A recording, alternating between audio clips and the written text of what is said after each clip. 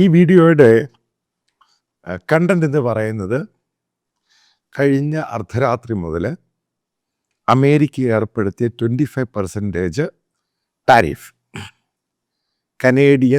Canada ചില പ്രോഡക്ട്സുമായിട്ട് ബന്ധപ്പെട്ടത്. ഇപ്പം എൻ്റെ പല സുഹൃത്തുക്കളും എനിക്ക് മെസ്സേജ് അയച്ചു, ഇതെത്രമാത്രമാണ് പ്രശ്നം ഉണ്ടാക്കുന്നത്. അപ്പം അതുമായിട്ട് ബന്ധപ്പെട്ട് ഞാൻ കുറച്ചിരുന്ന് വായിക്കുകയും ഇതിനെപ്പറ്റി പഠിച്ച് മനസ്സിലാക്കുകയൊക്കെ ചെയ്തു. കാരണം ഏറ്റവും കൂടുതൽ ഈ കനേഡിയൻ എക്കോണമി എങ്ങനെ ബാധിക്കും, അതിനുശേഷം ഞാൻ US എക്കോണമിക്ക് ഇതിൻ്റെ സെറ്റ് ബാക്ക് എന്താണെന്ന് പറയാം. ഇതിൻ്റെ അവസാനം ഇപ്പോൾ പ്രധാനമായിട്ടും ഈ 25% ടാരിഫ് എന്ന് പറയുന്നത് കാനഡ ഒരു കാരണവശാലും എക്സ്പെക്റ്റ് ചെയ്തില്ലായിരുന്നു ട്രംപ് ഇങ്ങനെ ചെയ്യുമെന്ന്. കാരണം അമേരിക്ക ഇതേപോലെ 25% ടാരിഫ് എന്ന് പറയുന്നത് ഇൻപ്രാക്ടിക്കൽ ഏർപ്പെടുത്തുമെന്ന് കാനഡയ്ക്ക് ഒരു പ്രതീക്ഷയില്ലായിരുന്നു, അവിടുത്തെ ജനങ്ങൾക്കും. പക്ഷേ ഇപ്പോൾ ഗ്രൗണ്ട് റിയാലിറ്റിയിലാണ്. അതായത് 25% ടാരിഫ് ഓൺഗോയിങ് പ്രോസസ്സിലാണ്. ഇതിൻ്റെ ഇപ്പം ഞാനിരുന്ന് കുറച്ച് ഗ്രാഫിക്സൊക്കെ ഞാൻ തയ്യാറാക്കി. ഇത് പറയുന്നതിന് മുമ്പ് ഒരു കാര്യം ഞാൻ പറയാം, ഞാൻ ട്രെയിൻഡ് എക്കണോമിസ്റ്റ് അല്ല, ഞാനൊരു സിമ്പിൾ ഹമ്പിൾ ജേർണലിസ്റ്റാണ്. പക്ഷെ ഇതുമായി ബന്ധപ്പെട്ടിരുന്ന് ഒത്തിരി ഇരുന്ന് വായിക്കുകയും മനസ്സിലാക്കുകയൊക്കെ ചെയ്തു കഴിഞ്ഞപ്പോൾ ഇപ്പം ഡൗൺ ദ ലൈൻ 6 months എടുത്തിരിക്കുന്നത്, 6 മാസം. 6 മാസത്തിന് എങ്ങനെയായിരിക്കും കാനഡയിലുണ്ടാകുന്ന മാറ്റങ്ങൾ, അതിനാണ് ഏറ്റവും കൂടുതൽ പ്രാധാന്യം കൊടുക്കുന്നത്. കാരണം ജോബ് മാത്രമല്ല, എക്കോണമി, ഇൻഫ്ലേഷൻ, അവിടെ പഠിക്കാൻ പോയിരിക്കുന്ന സ്റ്റുഡൻസ്, ഫർദർ അവരുടെ ഫ്യൂച്ചർ എക്കോണമി, ഇൻഫ്ലേഷൻ, കനേഡിയൻ ഡോളറിൻ്റെ ഡിപ്രീസിയേഷൻ എല്ലാം മാറ്റർ ചെയ്യും. അപ്പം ഇതുമായിട്ട് ബന്ധപ്പെട്ട് കാനഡ അമേരിക്കയ്ക്ക് റിറ്റാലിയേഷനായിട്ട് റെസിപ്രോക്കൽ 25% പലതിനും അവർ ഏർപ്പെടുത്തി എന്ന് കനേഡിയൻ പ്രൈം മിനിസ്റ്റർ പറഞ്ഞു കഴിഞ്ഞു. അപ്പം അമേരിക്ക എങ്ങനെ ബാധിക്കും, അതും ഇതിൻ്റെ അവസാനം ഞാൻ പറയാം. അല്ലെങ്കിൽ അതുമായിട്ട് ബന്ധപ്പെട്ട് വേറൊരു വീഡിയോ ഇതെങ്ങനെയാണ് അമേരിക്കയെ ബാധിക്കാൻ പോകുന്നത് ചെയ്യുകയും ചെയ്യാം. ആദ്യം മനസ്സിലാക്കേണ്ടത്, കാനഡയിൽ ഡൗൺ ദ ലൈൻ, അതായത് ഇന്ന് മുതൽ 6 മാസത്തിനുള്ളിൽ ഡയറക്റ്റ് എംപ്ലോയ്മെൻറ്റ്, അത് നേരിട്ടുള്ള എംപ്ലോയ്മെൻറ്റ് 6 മാസത്തിനുള്ളിൽ ഏകദേശം 4 ലക്ഷം പേർക്കാണ് ഡയറക്റ്റ് എംപ്ലോയ്മെൻറ്റ് നഷ്ടപ്പെടുന്നത്. അതായത് നേരിട്ടുള്ള അവരുടെ ജോലി നഷ്ടപ്പെടുന്നത്. അത് ഉറപ്പായിട്ട് കാനഡയെ ബാധിക്കും, വലിയ രീതിയിൽ ബാധിക്കും. അപ്പോൾ അതുമായിട്ട് ബന്ധപ്പെട്ട് നോക്കുകയാണെങ്കിൽ ഈ പെട്ടെന്നല്ല അടയ്ക്കുന്നത്, ഗ്രാജുവലായിട്ട് 1 മാസം കഴിയുമ്പം അവർക്കറിയാം ഈ നടത്തുന്ന കമ്പനി, ഇപ്പോൾ ഓട്ടോമൊബൈൽസ് കമ്പനി ആണെങ്കിലും അഗ്രികൾച്ചർ ആണെങ്കിലും മറ്റുള്ള മാനുഫാക്ചറിങ് കമ്പനികളാണെങ്കിലും ഇവരുടെയൊക്കെ കാനഡയുടെ ഏറ്റവും വലിയ, അമേരിക്കയുടെ ഏറ്റവും വലിയ ട്രേഡ് പാർട്ട്ണർ എന്ന് പറയുന്നത് കാനഡയാണ്. കാനഡയുടെ 80% എക്സ്പോർട്ട് എന്ന് പറയുന്നത് അമേരിക്കയാണ്. അപ്പം നിങ്ങൾ ആ സൈസ് ഓഫ് എക്കോണമി നോക്കുക. ഒരു രാജ്യത്തിൻ്റെ 80% എക്കോണമി എന്ന് പറയുന്നത് അമേരിക്കയെ ഡിപ്പെൻഡ് ചെയ്യുകയാണ്. അതിനകത്ത് സ്പെസിഫിക്കായിട്ട് ചില സാധനങ്ങൾക്ക് 25% ടാരിഫ് ഏർപ്പെടുത്തുമ്പോൾ കാനഡയിൽ വലിയ ഓട്ടോമൊബൈൽ കമ്പനിയുണ്ട്, അതിൻ്റെ സ്പെയർ പാർട്സിൻ്റെ കമ്പനിയുണ്ട്. അങ്ങനെ ഹ്യൂജ് കമ്പനിയാണ് ഇതൊക്കെ, എത്രയോ വർഷങ്ങളായിട്ട് തുടരുന്നു. ഏവിയേഷൻ്റെ സ്പെയർ പാർട്സ് ഉണ്ടാക്കുന്ന കമ്പനികളുണ്ട്, ഓയിൽ ബേസ്ഡ് ഉണ്ട്, കാരണം ശരിക്കും ഓയിലുള്ള രാജ്യമാണ്. ഇവിടൊക്കെ ക്രിപ്പിൾ ചെയ്തു. ക്രിപ്പിൾ ആ വാക്ക് തന്നെയാണ് കനേഡിയൻ പ്രൈം മിനിസ്റ്റർ യൂസ് ചെയ്തിരിക്കുന്നത്. കനേഡിയൻ എക്കോണമി ക്രിപ്പിൾ ഡൗൺ, തകർന്നു പോകും. അപ്പം എൻ്റെ ഒരു പ്രഡിക്ഷൻ, ഈ 4 ലക്ഷം ജോലി ഡയറക്റ്റ് എംപ്ലോയ്മെൻറ്റിൽ പോകുമ്പോൾ ഇൻഡയറക്റ്റ് എംപ്ലോയ്മെൻറ്റിൽ അത് 10 മുതൽ 12 ലക്ഷം വരെ ജോലി പോകും. ഞാനീ പറയുന്നത് ഡയറക്റ്റ് എംപ്ലോയ്മെൻറ്റ്, ഇൻഡയറക്റ്റ് എംപ്ലോയ്മെൻറ്റ് രണ്ടും രണ്ടാണ്. അങ്ങനെ ഒരു സ്ഥിതിവിശേഷം വരികയാണെങ്കിൽ നിങ്ങൾ ആദ്യം മനസ്സിലാക്കേണ്ടതാണ്, ഇന്നലെ മിഡ്നൈറ്റ് കൊണ്ട് കാനഡയുടെയും പല ലോകത്തിൻ്റെ സ്റ്റോക്ക് മാർക്കറ്റ് പൊളിഞ്ഞു. ഇത്ര പെർസെൻറ്റേജാണ് ഈ ഇൻഡെക്സ് കുറഞ്ഞത്, കാരണം ഈ ടാരിഫിൽ മാത്രം. ഇപ്പം ഈ രീതിയിലുള്ളൊരു മാറ്റം കാനഡയിൽ വരികയാണെങ്കിൽ ഞാൻ വളരെ കൃത്യമായിട്ട് എൻ്റെ അനാലിസിസ്, അതായത് ഗ്രാഫിക്സ് നോക്കിയാൽ പറയാൻ പറ്റും, കനേഡിയൻ എക്കോണമിയും കാനഡയും റിസഷനിലോട്ട് പോകും. അല്ലെങ്കിൽ അമേരിക്ക പല കൺസെഷൻ കൊടുക്കേണ്ടി വരും. റിസഷൻ എന്ന വാക്ക് തന്നെയാണ് ഉപയോഗിക്കുന്നത്. കാരണം ഡയറക്റ്റ് എംപ്ലോയ്മെൻറ്റ് 4 ലക്ഷം, ഇൻഡയറക്റ്റ് എംപ്ലോയ്മെൻറ്റ് ഏകദേശം 10-12 ലക്ഷം. ഞാൻ പറയുന്നത് പെട്ടെന്നുള്ള ഈ സംഭവം 6 മാസം കൊണ്ടാണ് സംഭവം. അപ്പോൾ അതുകൊണ്ട് എങ്ങനെ ഒരു രാജ്യത്തിന് പിടിച്ചു നിൽക്കാൻ പറ്റും? അതുപോലെ കാനഡയുടെ GDP എന്ന് പറയുന്നത് ഭയങ്കരമായിട്ട് ഷാർപ്പായിട്ടങ്ങ് ഡിക്ലൈൻ ചെയ്യും. ഗ്രോത്ത് എവിടെയും കാണിക്കാൻ പറ്റത്തില്ല. കാരണം ഈ 6 മാസത്തിൽ എന്ത് ഗ്രോത്ത് കാണിക്കാൻ? മുഴുവനായിട്ട് കംപ്ലീറ്റ് ആയിട്ട് എക്സ്പോർട്ട് ഇല്ലാതായി കഴിയുമ്പോൾ പിന്നെ ഇവർക്ക് ഈ കനേഡിയൻ ഡോളർ അതിൻ്റെ ഡിപ്രീസിയേഷൻ എന്ന് പറയുന്നത് 4.6%, 4.6 to 6.5% ആണ് ഡിപ്രീസിയേഷൻ. അത് കനേഡിയൻ ഡോളറിൻ്റെ വാല്യൂ ഭീമമായിട്ട് അങ്ങ് കൂട്ടും. കാരണം ഇത് ഗ്രൗണ്ട് റിയാലിറ്റിയാണ്. ഇൻഫ്ലേഷൻ ഹൈ ആവും. ഏകദേശം 6.8% ഇൻഫ്ലേഷൻ ഉണ്ടാവും. അതായത് ഒരു സാധനങ്ങൾ സാധാരണക്കാരന് മേടിക്കാൻ പറ്റാത്ത രീതിയിലാവും. സ്പെൻഡിങ് എന്ന് പറയുന്നത് ഭയങ്കരമായിട്ട് കട്ട് ഷോർട്ട് ചെയ്യും. ആൾക്കാർ സ്പെൻഡ് ചെയ്തില്ല. പണം സ്പെൻഡ് ചെയ്തില്ല എങ്കിൽ എക്കോണമി ആക്റ്റീവ് ആകത്തില്ല.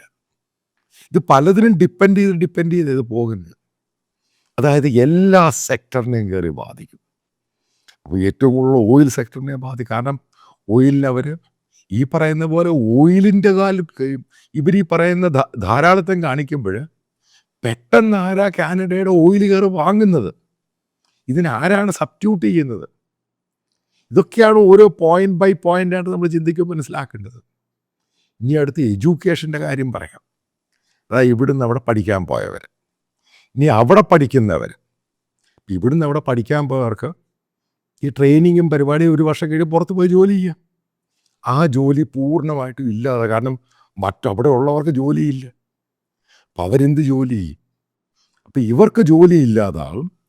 അതേപോലെ ഇൻസ്റ്റിറ്റ്യൂഷന് കൊടുക്കുന്ന, അവിടെ സെൻട്രൽ ഗവൺമെൻറ് കൊടുക്കുന്ന ഫണ്ടിങ് ഉണ്ട്, അത് മുഴുവൻ എടുത്ത് കളയും. അതായത് അവിടെ ഇൻസ്റ്റിറ്റ്യൂഷനും കാനഡയിലും എഡ്യൂക്കേഷന് പഠിക്കാൻ പോകുന്ന അവിടെ ഉള്ളവർക്കും പുറത്തുനിന്ന് പോകുന്നവർക്ക് സ്റ്റുഡൻസിന് പോലും ഹ്യൂജായിട്ട് ഫീസ് കൊടുക്കേണ്ടി വരും. ഒന്നാമത് താമസിക്കാൻ, കാരണം ഹൈ ഇൻഫ്ലേഷൻ ഉണ്ടാകും, കോസ്റ്റ് അതിഭയങ്കരമായിട്ട് കൂടും. വീട് നിങ്ങൾക്ക് വാടകയ്ക്ക് എടുക്കാൻ പറ്റത്തില്ല. നിങ്ങൾക്ക് ആഹാരം കഴിക്കാൻ ഹ്യൂജായിട്ട് എമൗണ്ട് ചിലവാകും. നിങ്ങൾക്ക് ജോലിയില്ല. എല്ലാം കൂടെ ക്ലബ് ചെയ്ത് നോക്കുക. ഇതിനെയാണ് റിസഷൻ എന്ന് പറയുന്നത്. അതായത് സിമ്പിളായിട്ട് പറയാം, ഇതിനെന്തെങ്കിലും ഒരു പോം വഴി ഇല്ല എങ്കിൽ 6 മാസത്തിനുള്ളിൽ കാനഡ എന്ന് പറഞ്ഞ രാജ്യം, അതായത് അമേരിക്കയുടെ അടുത്ത് കിടക്കുന്ന ഹ്യൂജായിട്ടുള്ള രാജ്യം, ആ രാജ്യത്തിൻ്റെ വെടി തീർന്നു പോകും. കാരണം കംപ്ലീറ്റ് ആയിട്ട് അമേരിക്ക ഡിപ്പെൻഡ് ചെയ്യുന്ന ഒരു രാജ്യമാണിത്. 80% എക്സ്പോർട്ടാണ്. ഏറ്റവും ഇസഡ് സാധനത്തിന് വില കൂടും. നിങ്ങൾക്കവിടെ ഒരു വാഹനം വാങ്ങാൻ പറ്റത്തില്ല. കാരണം ടാരിഫ്, അതിഭയങ്കരമായ ടാരിഫ് കയറി വരും. കാരണം അമേരിക്കയിൽ നിറക്കുന്ന വാഹനങ്ങൾക്കും ഈ പറയുന്ന കാനഡ 25% ടാരിഫിടെ റെസിപ്രോക്കൽ ടാരിഫ് അവർ പ്രഖ്യാപിച്ചു കഴിഞ്ഞു. ഒന്നാമത് അങ്ങോട്ട് പോകുന്നില്ല. ഇപ്പം ഇങ്ങോട്ട് വരുന്നതിന് വന്നു കഴിയുമ്പം നിങ്ങൾക്കിതൊന്നും വാങ്ങാൻ പറ്റാത്ത സ്ഥിതിയിലാണ്. ഞാൻ ഈ പറയുന്നതിൻ്റെ ആ ഡെപ്ത് മനസ്സിലാക്കുക. അതായത് ഒരു ഭാഗത്തു നിന്ന് വാങ്ങാൻ അങ്ങോട്ട് ടാരിഫ് ഇട്ടേക്കുവാണ്, ഇങ്ങോട്ട് വരുന്നതിന് റെസിപ്രോക്കൽ കാനഡ ടാരിഫ് ഇട്ടേക്കുവാണ്. പിന്നെ ഏത് സാധാരണക്കാരന് അവിടെ വാഹനം വാങ്ങാൻ പറ്റുമോ? ഈ അമേരിക്ക എന്ന് പറയുന്ന ഏതെങ്കിലും ഗുഡ്സ് നിങ്ങൾക്ക് ടച്ച് ചെയ്യാൻ പറ്റും? 25% ടാരിഫ് ഇട്ടേക്കോ. അതിനും വില കൂടുതൽ. ഇവിടുന്ന് അങ്ങോട്ട് അയക്കാനും പറ്റത്തില്ല. കാരണം ഈ 25% ടാരിഫായിട്ട് അവിടെ ചെന്ന് കഴിയുമ്പം അവിടെ ഈ സാധനങ്ങൾ അവിടെ വാങ്ങാൻ ആളില്ല. കാരണം ഹൈ റേറ്റായി. ഇതെല്ലാം കൂടെയാണ് ഈ നോക്കുകയാണെങ്കിൽ എന്താണ് റിസഷൻ എന്നുള്ളത് ഈ വരാൻ പോകുന്ന 6 മാസത്തിലുള്ള കാനഡക്കാർക്ക് പിടികിട്ടും. അല്ലെങ്കിൽ ഇതിനകത്ത് സൊല്യൂഷൻ എന്ന് പറയുന്ന 2 കാര്യങ്ങളാണ് ഇത്രയും ഈ കാനഡയെ പറ്റിയോ അമേരിക്കയെ പറ്റിയോ വായിച്ചപ്പോൾ മനസ്സിലാക്കിയത്. ഒന്നില്ലെങ്കിൽ കാനഡ പൂർണ്ണമായിട്ടും അമേരിക്കയുടെ കൂടെ ലയിക്കുക. രണ്ടാമത്തെ സംഭവം, കാനഡ ഒരു വലിയ മാർക്കറ്റ് അമേരിക്കയില്ലാതെ യൂറോപ്പോ മറ്റോ രാജ്യങ്ങളോ ഉണ്ടാക്കിയെടുക്കുക. ഇതാരും അമേരിക്കയോട് പിണങ്ങി പെട്ടെന്ന് കാനഡയ്ക്ക് മാർക്കറ്റ് കൊടുക്കത്തില്ല. അതാണ് എൻ്റെ ഏറ്റവും വലിയ പ്രശ്നം. അതിനാണ് ജസ്റ്റിൻ ട്രൂഡോ യൂറോപ്യൻ രാജ്യങ്ങളിലൊക്കെ പോയി കാല് പിടിച്ചിട്ടും, കാരണം അവിടെ ഈ സഫിഷ്യൻ്റ് ഈ സംഭവം അമേരിക്ക ഈ രാജ്യങ്ങളിലോട്ട് സാധനങ്ങൾ അങ്ങോട്ട് ടാരിഫ് ഏർപ്പെടുത്താൻ പോവുക. യൂറോപ്യൻ രാജ്യങ്ങൾ അമേരിക്കൻ പ്രോഡക്റ്റ് വാങ്ങിയേ മതിയാവത്തുള്ളൂ. അതിനിടയ്ക്ക് എങ്ങനെ ഈ കനേഡിയൻ പ്രോഡക്റ്റ് വാങ്ങുന്നത്? ഞാനീ പറയുന്നത് മനസ്സിലാക്കുക.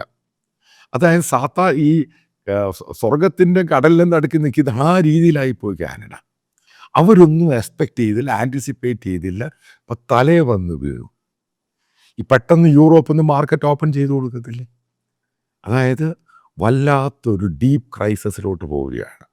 ഇവിടെ ട്രംപ് അഡ്മിനിസ്ട്രേഷൻ മുന്നോട്ട് വന്ന് കാനഡയെ രക്ഷിച്ചില്ല എങ്കിൽ അവിടെ ജീവിക്കുന്ന മലയാളികളാണെങ്കിലും സിറ്റിസൺ ആണെങ്കിലും സ്റ്റുഡൻസായിട്ട് പോയിട്ടുള്ളവരും ഇവർക്കെല്ലാം ഇത് വലിയ പണിയാണ് കിട്ടിയിരിക്കുന്നത്. പണി എന്ന് പറഞ്ഞ് ഹ്യൂജായിട്ടുള്ള പണിയാണ്. കനേഡിയൻ പൊളിറ്റീഷ്യൻസിന് വിശ്വസിക്കാൻ സാധിക്കത്തില്ല. ഈ ജസ്റ്റിൻ ട്രൂഡോ ക്യാബിനറ്റിന് പോലും വിശ്വസിക്കാൻ സാധിക്കുന്നില്ല എന്ത് സംഭവിക്കുമെന്ന്. അൺസർട്ടനിറ്റിയാണ് എല്ലായിടത്തും. പല ഷോപ്പുകളും അവർ അടയ്ക്കാൻ തുടങ്ങി. കാരണം അവിടെ ആൾക്കാരെ ഒരു കനേഡിയൻ സാധനത്തിൻ്റെ പ്രേമമൊക്കെ ഇപ്പോഴാണ് അവർ പറയുന്നത്. ഇത്രയും നാളും അവർക്ക് ഇതിനെപ്പറ്റി യാതൊരു വ്യക്തതയുമില്ലാത്ത രാജ്യമായിരുന്നു. കാരണം ഇഷ്ടംപോലെ സംഭവമുണ്ട്. മിനറൽസ് ഉണ്ട്, ഓയിലുണ്ട്, വെള്ളമുണ്ട്, ഇലക്ട്രിസിറ്റി ഉണ്ട്. അവരിതെല്ലാം വിറ്റ് സുഖിച്ചങ്ങ് ജീവിച്ചു. ഇതിൻ്റെ ടാരിഫ് കയറി വരുമ്പോഴാണ് ഇവർക്ക് മനസ്സിലാകുന്നത് എത്രമാത്രം അടിയാണ് ഇത് കിട്ടിയേക്കുന്നത്. ഇനി നമുക്ക് അമേരിക്കയിലോട്ട് വരാം. ഇപ്പം കാനഡ അമേരിക്കയിലോട്ട സാധനങ്ങൾക്ക് ടാരിഫ് ഏർപ്പെടുത്തി കഴിഞ്ഞാൽ അമേരിക്കയ്ക്ക് എന്താണ് വഴി? ഉറപ്പായിട്ടും അമേരിക്കൻ എക്കോണമി വലിയ രീതിയിൽ ബാധിക്കില്ല. ഒന്ന്, ഇവർ ഈ പറയുന്ന ഓയിലാണെങ്കിലും ഇലക്ട്രിസിറ്റി ആണെങ്കിലും അമേരിക്കയ്ക്ക് അടുത്ത സോഴ്സ് ഉണ്ട്, അതുണ്ടാക്കിയെടുക്കുക. കാരണം അമേരിക്കയിൽ ഇഷ്ടംപോലെ ഓയിലുള്ള രാജ്യം. പിന്നെ മറ്റൊന്ന്, ഇപ്പം കാനഡ അമേരിക്കൻ പ്രോഡക്റ്റിന് ടാരിഫ് ഏർപ്പെടുത്തുന്നതിന് മുമ്പ് തന്നെ അമേരിക്ക ഇന്ത്യയുമായിട്ടും മറ്റു പല രാജ്യങ്ങളുമായിട്ടും ട്രേഡിൻ്റെ കാര്യത്തിൽ അമേരിക്കൻ ടാരിഫ് കുറച്ചുകൊണ്ട് ഇന്ത്യ ഉൾപ്പെടെയുള്ള രാജ്യങ്ങൾ സൈൻ ചെയ്ത് കഴിഞ്ഞു. ആദ്യം മനസ്സിലാക്കുക, ഇന്ത്യ എന്ന് പറഞ്ഞ രാജ്യം കാനഡയെക്കാളും വലിയ ഹ്യൂജ് മാർക്കറ്റാണ്. ഇപ്പോൾ ഇന്ത്യ ഏകദേശം 30% വരെ ടാരിഫ്, അമേരിക്കൻ പ്രോഡക്റ്റിൻ്റെ ടാരിഫ് ഇളവ് കൊടുത്തേക്കുവാണ്. ഈ പ്രോഡക്റ്റ് അല്ല ഇന്ത്യയെ കയറി വരും. ഇന്ത്യയുടെ ബൈയിങ് പവർ നല്ലതാണ്.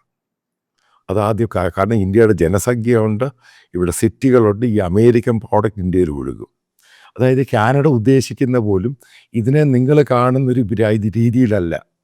ട്രംപ് എന്ന് പറഞ്ഞ പക്ക കച്ചവട ബിസിനസ്സുകാരനാണ്, നല്ല ബുദ്ധിയുള്ള ആളാണ്. ഇതൊക്കെ ചെയ്യുന്നതിന് മുമ്പ് ആലോചിച്ച് ഇന്ത്യയുമായിട്ടും ഏതൊക്കെ രാജ്യത്ത് ഈ പ്രോഡക്റ്റ് പോകും അവരുമായിട്ട് എഗ്രിമെൻറ്റ് സൈൻ ചെയ്ത് കഴിഞ്ഞു. ഈ അമേരിക്കൻ വിസ്കി ഇന്ത്യയിലോട്ട് വരിക, അമേരിക്കൻ പോർക്ക് ഇന്ത്യയിലോട്ട് വരിക, അമേരിക്കൻ മീറ്റ് ഇന്ത്യയിലോട്ട് വരിക, അമേരിക്കൻ വെജിറ്റബിൾസ് ഇന്ത്യയിലോട്ട് വരിക, അമേരിക്കൻ അഗ്രികൾച്ചർ പ്രോഡക്റ്റ് ഇന്ത്യയിലോട്ട് വരിക. ഇതൊക്കെ കാനഡയിൽ പോയിരുന്ന സാധനം അതിപ്പോൾ നേരെ ഇപ്പോൾ ഇന്ത്യയിലോട്ട് കയറി വരും. കാരണം ഇന്ത്യ ഗവൺമെൻറ്റും അമേരിക്കൻ ഗവൺമെൻറ്റും സൈൻ ചെയ്തിരിക്കുന്നത് ഈ അവരുടെ ട്രേഡ് ഡെഫിസിറ്റ് കുറയ്ക്കാൻ വേണ്ടിയാണ്. അപ്പോൾ ഇന്ത്യക്കുമെതിരെ റെസിപ്രോക്കൽ ടാക്സ് ഉണ്ടാവുമെന്ന് പറയുന്നു. അപ്പം അതിനെപ്പറ്റി വ്യക്തതയൊന്നും ആയിട്ടില്ല. പക്ഷെ കണ്ടറിയാം എങ്ങനെയാണ് മുന്നോട്ട് പോകുന്നത്. ഈ പറയുന്ന പോലെ ഡീപ്പായിട്ടൊന്നും അമേരിക്കയെ ബാധിക്കത്തില്ല. ഏറ്റവും കൂടുതൽ ബാധിക്കുന്ന കാനഡയാണ്. മെക്സിക്കോയുടെ കാര്യം ഞാൻ വേറെ വീഡിയോയിൽ പറയാം. മനസ്സിലാക്കേണ്ട ഒരു സംഭവമുണ്ട്. ഇതത്രയും വേഗം സെറ്റിൽ ചെയ്ത് മുന്നോട്ട് പോയില്ല എങ്കിൽ, ഈ ട്രേഡുമായിട്ട് ബന്ധപ്പെട്ട് ഈ ട്രംപ് പറയുന്ന കാര്യങ്ങൾ മുന്നോട്ട് പോയില്ല എങ്കിൽ, വളരെ കൃത്യമായിട്ട് ഞാൻ പറയാം, കാനഡ എന്ന് പറഞ്ഞ രാജ്യം തകർന്നു പോകും. അതാണ് ഓരോ ഗ്രാഫിക്സിനകത്ത് നിന്ന് കാണാൻ സാധിക്കുന്നത്. ഒരു മാസം, അടുത്ത മാസം, 5 മാസം, 6 മാസം, എത്ര ജോലി പോകും, എക്കോണമിയുടെ GDP എത്ര % താഴെ പോകും, കനേഡിയൻ ഡോളറിൻ്റെ ഡിപ്രീസിയേഷൻ എത്രയാകും, എത്ര % ഇൻഫ്ലേഷൻ കൂടും, അത് എവിടൊക്കെയാണ് കോസ്റ്റ് ലിവിങ്, നിങ്ങൾക്ക് എന്തൊക്കെ മേടിക്കാൻ കഴിയത്തില്ല, താങ്ങാൻ കഴിയത്തില്ല, നിങ്ങളുടെ ലൈഫ് കംപ്ലീറ്റ് ഡീറെയിൽ ചെയ്ത് പോകും. ഇതൊക്കെ ഓരോന്ന് വിവരിച്ച്, ഇതൊക്കെ ഞാൻ തന്നെ ഉണ്ടാക്കിയെടുത്തതാണ്. പല ടൂൾസ് വെച്ചിട്ട് ഒരു കാര്യം കൃത്യമായിട്ട് പറയാം. ഇതിനൊരു പരിഹാരം എത്രയും വേഗം ഉണ്ടായില്ല എങ്കിൽ കാനഡയിൽ ജീവിക്കുന്ന മലയാളികളാണെങ്കിലും കനേഡിയൻസ് ആണെങ്കിലും ലൈഫ് താറുമാറായി പോകും. കാരണം എൻ്റെ ഒരു പഠനം തന്നെയാണ്, നിങ്ങളിത് വായിച്ചു നോക്കി മനസ്സിലാക്കിയിട്ട് പിന്നീട് ഏതെങ്കിലും ഇത് നടന്നില്ല, കാരണം നടക്കണം എന്ന് എനിക്ക് 1% പോലും താല്പര്യമില്ല. ഇത് കാരണം വളരെ ഫെയർ ആയിട്ട് സെറ്റിൽ ചെയ്ത് പോകേണ്ട ഒരു ഇഷ്യൂ ആണ്. ഒരു കാരണവശാലും ജനങ്ങളെ ദ്രോഹിക്കുന്ന രീതിയിലോട്ട് പോകരുത്. ജസ്റ്റിൻ ട്രൂഡോയുടെ അഹങ്കാരം നിർത്തുക. കാരണം വലിയ അഹങ്കാരിയായിട്ടാണ് ഇയാൾ നടന്നുകൊണ്ടിരുന്നത്. ഇന്ത്യക്കെതിരെ എന്തൊക്കെയാണ് ഇയാൾ പറഞ്ഞു കിടന്നത്. അവസാനം ട്രംപ് വന്ന് മിണ്ടുന്നില്ല. ഇയാളിന്ന് ലോകരാജ്യങ്ങളൊക്കെ പോയി കാലേ പിടിക്കുക സാധനം വാങ്ങിയും. കാരണം അമേരിക്ക ഇമ്പോസ് ചെയ്ത് കഴിഞ്ഞാൽ സാധനം വാങ്ങാൻ അയാളെ ഹെൽപ്പ് ചെയ്യാൻ ഒരു രാജ്യവും തയ്യാറാകുന്നില്ല. ഇയാൾ ഇന്ത്യയുമായിട്ട് നല്ല ലോഹ്യമായിരുന്നുവെങ്കിൽ ഈ പ്രോഡക്റ്റുകളൊക്കെ ഇന്ത്യയെ പോയേനെ. ഇതാണ് ഈ വിഡ്ഢി കാണിച്ച ഏറ്റവും വലിയ തെറ്റെന്ന് പറഞ്ഞത്. ഇന്ത്യ എന്ന് പറഞ്ഞ മഹാരാജ്യത്തിൻ്റെ ബൈയിങ് പവർ കൂടി, നമ്മുടെ എക്കോണമി സ്ട്രെങ്തൻ ചെയ്തു, ഇവിടെ ജനങ്ങളുടെ സിറ്റികളിലുള്ള പർച്ചേസിങ് പവർ കൂടി. കാരണം ഇതൊരു വലിയ മാർക്കറ്റാണ് ഇന്ത്യ. അതുകൊണ്ടാണ് യൂറോപ്യൻ രാജ്യങ്ങളോടും പറഞ്ഞ് ട്രേഡ് നമുക്ക് ഉറപ്പിക്കാം. കാരണം ഇന്ത്യ മുന്നോട്ട് പോവുകയാണ്. ഇന്ത്യ എന്ന് പറഞ്ഞ രാജ്യത്തെയും പിണക്കി, ലോകത്തെല്ലാവരെയും പിണക്കി മുന്നോട്ട് പോയ ജസ്റ്റിൻ ട്രൂഡോയ്ക്കും അയാളുടെ കൂട്ടർക്കും കിട്ടിയ ഏറ്റവും വലിയ അടിയാണ് ട്രംപിൻ്റെ 25% ടാരിഫ്. ഈ പറയുന്നത് ഒരു റിക്വസ്റ്റാണ്, പക്ഷേ ഇത് മാൻഡേറ്ററി അല്ല. ഈ ചാനൽ പൂർണ്ണമായിട്ടും ഫ്രീ ആയിരിക്കും. പക്ഷെ നിങ്ങൾക്കറിയാം, ഈ യൂട്യൂബ്, ഗൂഗിളിൽ നിന്ന് കിട്ടുന്നത് അത് ഒരു പരിധി വരെ അതിനകത്ത് ഇതിൻ്റെ എക്സ്പെൻസുമായിട്ട് കമ്പയർ ചെയ്യാൻ പറ്റുകയുള്ളൂ. അപ്പം ഇതിൻ്റെ താഴെ ഇതിൻ്റെ കമൻറ്റ് ബോക്സിൽ ബാങ്ക് ഡീറ്റെയിൽസും കറണ്ട് അക്കൗണ്ടാണ് പിൻ ചെയ്തിട്ടുണ്ട്. പിന്നെ വീഡിയോയിൽ ഇതിൻ്റെ സ്കാനറുണ്ട്. അപ്പം നിങ്ങൾക്ക് താല്പര്യമുള്ളവർക്ക് അത് കോൺട്രിബ്യൂട്ട് ചെയ്യാം. മേക്ക് ഇറ്റ് ക്ലിയർ, ഇത് കംപ്ലീറ്റ്ലി ഫ്രീ ആയിരിക്കും. കുറച്ച് എക്സ്പാൻഷൻ പ്ലാനുകളൊക്കെ ഉണ്ട്. നല്ല മാൻ പവർ വേണം, കുറച്ച് കൂടുതൽ നല്ല ടെക്നോളജി വേണം. അതിനൊക്കെ സ്പെൻഡ് ചെയ്യണം. കാരണം ആൾക്കാരുടെ വ്യൂസ് കൂടുന്നുണ്ട്. നിങ്ങൾക്കറിയാം, എനിക്ക് ഈ പറയുന്ന ഒരു വലിയ സബ്സ്ക്രിപ്ഷനൊന്നുമില്ല. സഹകരിക്കാൻ താല്പര്യമുള്ളവർക്ക് സഹകരിക്കാൻ. ഒരു കാരണവശാലും ഇത് നിർബന്ധമോ മാൻഡേറ്ററി അങ്ങനെ ഒന്നും തന്നെയല്ല. നിങ്ങൾക്ക് താല്പര്യമുള്ളത് മാത്രം വിശ്വസിക്കുന്ന നിങ്ങൾ ഇതിൽ കോൺട്രിബ്യൂട്ട് ചെയ്യുമെന്ന്.